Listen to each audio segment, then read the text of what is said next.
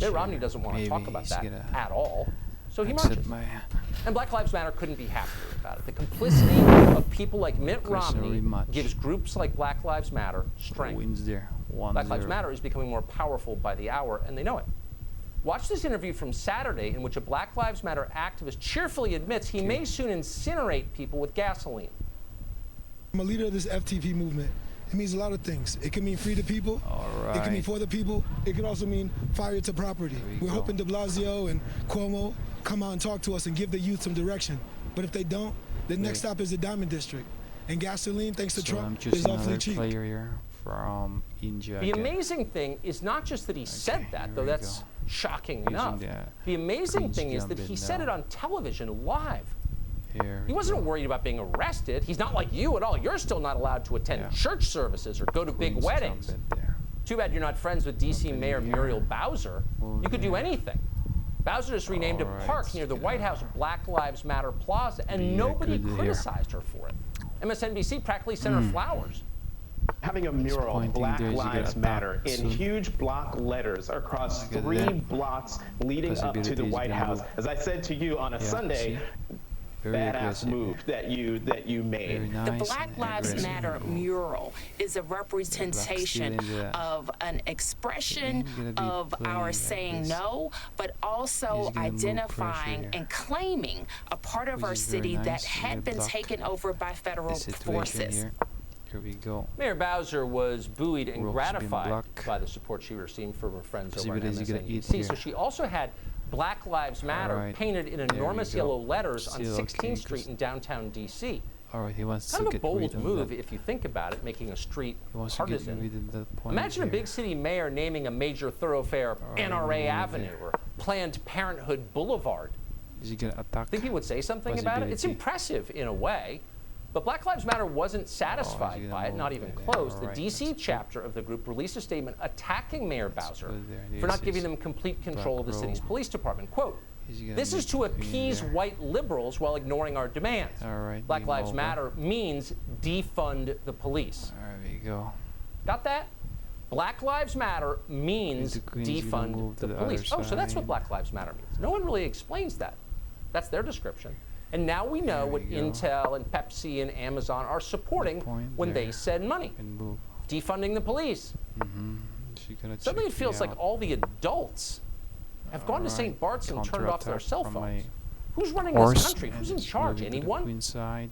Yet amazingly, some Republicans in Washington seem almost giddy as they watch the country go insane. Democrats have gone too far this time, they'll tell you. We're guaranteed to win in November. You've probably gotten texts to that effect recently from friends.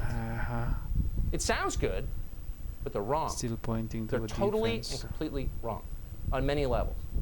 For one thing, if you care about a country, you've got to try, you have an obligation to try your very best to protect and defend it, no matter who is helped in November.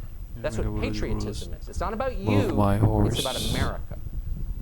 But leave aside your moral duty. Even as a matter of pure politics, this is a mindless analysis. It's a stupid calculation. Bad ideas are like cancer. When you ignore them, when you pretend they're not there, when you just assume those ride it out, they spread. Most people, as we noted, currently oppose defunding the police. That's where the polls stand right now.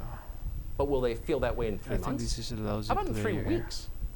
In an environment like this, you don't know. Things move fast.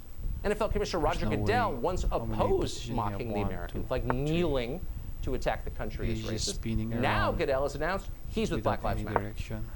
We, the National Football League, admit we were wrong for not listening to NFL players earlier and encourage all to speak out and peacefully protest. We, the National Football League, believe Black Lives Matter. I personally protest with you. I'm going to push them here. There we go. So if this is so good for Republicans, explain this. Why does the latest round of national polls indicate that Joe Biden's lead in this race is growing? And that's not a small thing if you plan to live here. If you don't want to live under Attorney General Keith Ellison. So why is it happening? Maybe it's because Republicans in Washington have decided to sit this crisis out. They haven't bothered to explain what's wrong. They haven't bothered to tell us anything about what might be flawed about Black Lives Matter. And they don't plan to, by the way. They're too cynical. They're too fearful. They're going to pretend like it's not happening, repeat platitudes, read bumper stickers on the air, nod solemnly, and do nothing to protect the country. Why would voters reward that? King is moving. Democrats, by contrast, who are completely wrong, and in fact are leading us down a path that won't end well, are not ashamed in the slightest of what they believe. Day in and day out, they brag about it. Just today, they kneeled in Washington in submission before Black Lives Matter. We are here to honor George Floyd. For those who wish to, we will now kneel for our moment of silence. And he think he's winning there.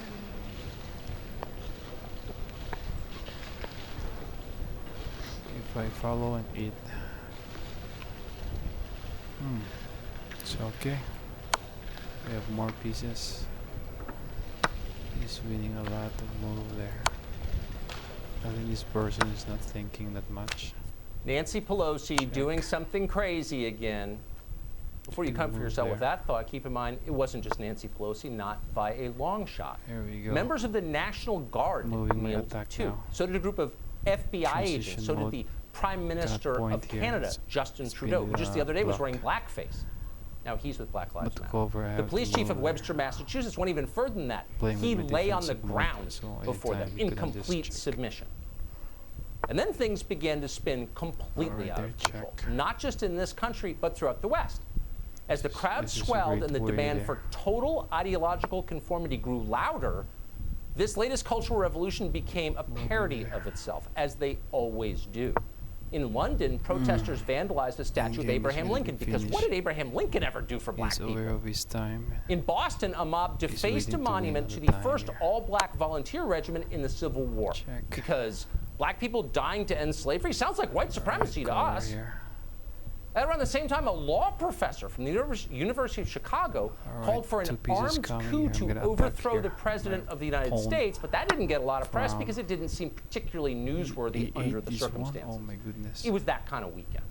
Why you eat that one? What is going on? What is this about? All right, I'm gonna... Even the outlines are blurry at this point, but we know this.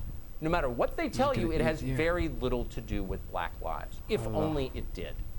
If Democratic leaders cared about saving the lives of black people, and they should, they wouldn't ignore the murder of thousands of young black men in their cities every year. They wouldn't put abortion clinics in black neighborhoods. They would instead do their very best to improve the public schools and to encourage intact families, which we know beyond a shadow of a doubt is central to the life prospects of children. They try to make black neighborhoods as safe as their own neighborhoods. They would close the payday lenders that add so much misery to the lives of poor people of all colors. But they don't even consider doing any of this. They don't even try. Instead, they encourage theft and mayhem as if that will help. It will not help. Time is gold. This may be a lot of things, this moment we're living through, but it is definitely not about black lives. And remember that when they come for you, and at this rate they will. Anyone who's ever been subjected to the rage of the mob knows the feeling. It's like being swarmed by hornets. You cannot think clearly. And the temptation is to panic, but you can't panic. You've got to keep your head and tell the truth. Tell the truth. If you show weakness of any kind, they will crush you. Ask Drew Brees. By some accounts, poor Drew Brees is on his 4th apology for the crime of defending the American flag. He decided to apologize, and now they're using him as a propaganda organ. Hostage tape after hostage tape. At a moment like this, there is no advantage in cowardice, in being Mitt Romney. You think you're saving yourself, you're just empowering the worst people, people who hate you. Before you know it, you're confessing to crimes you didn't commit. Don't start. Tell the truth. And the truth is, this is a good country, better than any other. Of course we are flawed, but we are trying, unlike most places, and we have nothing to be ashamed of. None of us. Immigrants know that best of all. That's why they come here. 1 million new